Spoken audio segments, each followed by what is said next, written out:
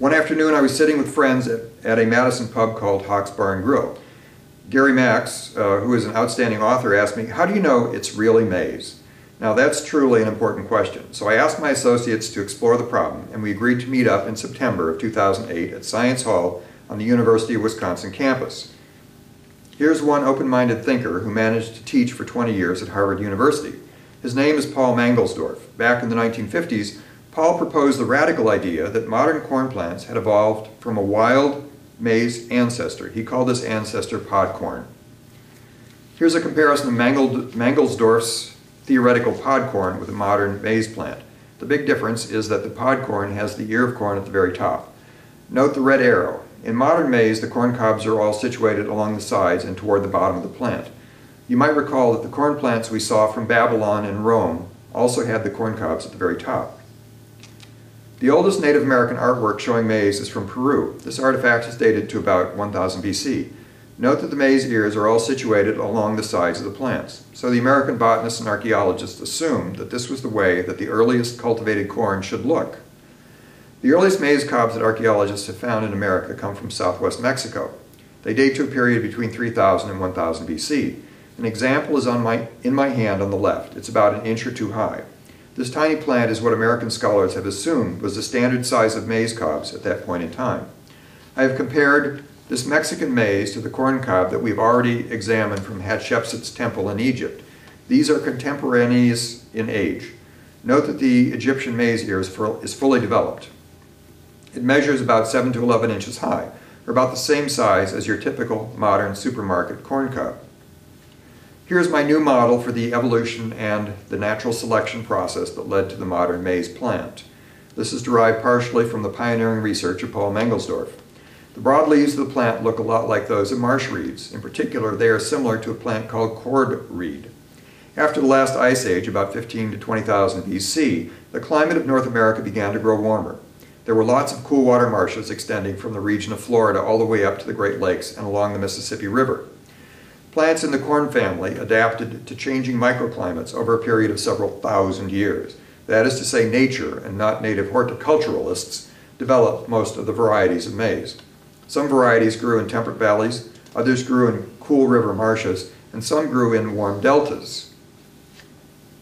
A few top cob maize plants still exist in Oaxaca State in Mexico and in Guatemala.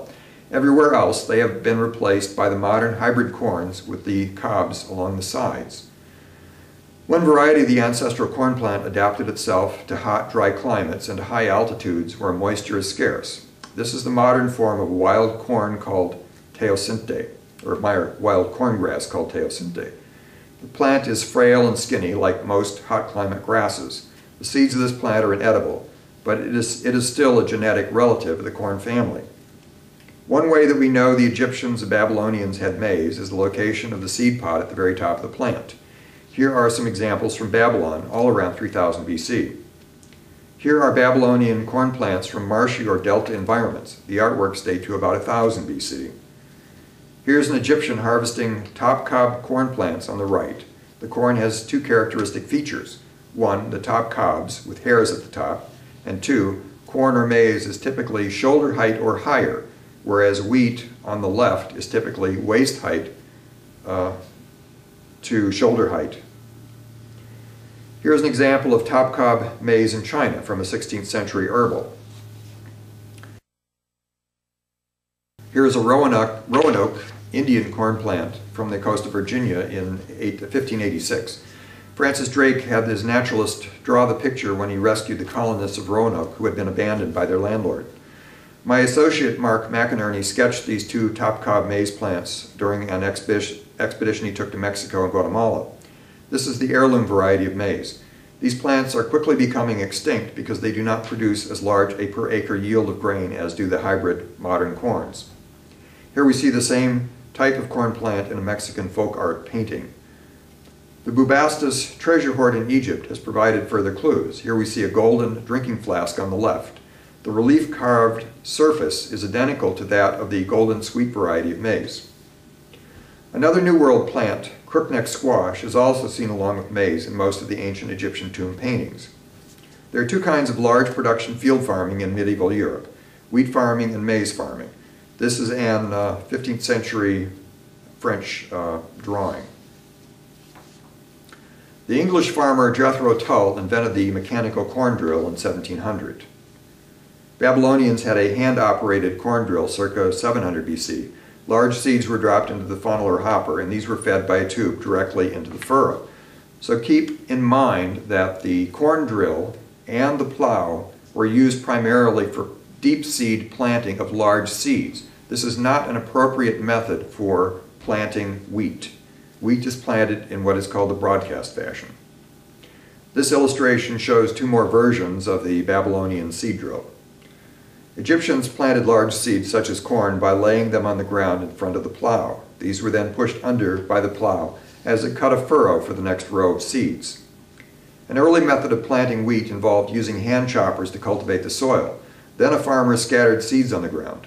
Throwing handfuls of seeds across the ground was called the broadcast method of sowing. Finally, goats were driven across the field to drive in the seeds. In this Egyptian mural, a farmer scatters seeds after the field has been plowed. Next, a team of goats would be driven across the field to drive in the seeds. The broadcast method of planting resulted in a thick stand of short wheat plants. We see more evidence that Egyptians were farming maize by the nature of the granaries that are often portrayed in the two murals. In this example, the granary has a corn crib and a stack of corn cobs that are still in the husk. Seed corn was typically stored while still in the husk.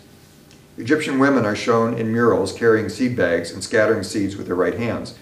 This suggests that the Assyrian genies, who also hold seed bags, have corn pods in their right hands. There are numerous Egyptian examples of effigies that have corn plants growing out of the body of the god Osiris. These plants are called Osiris beds, and they play a role in the mortuary practices dealing with resurrection. So there was a relationship between Indian corn or maize and the Egyptian belief in resurrection.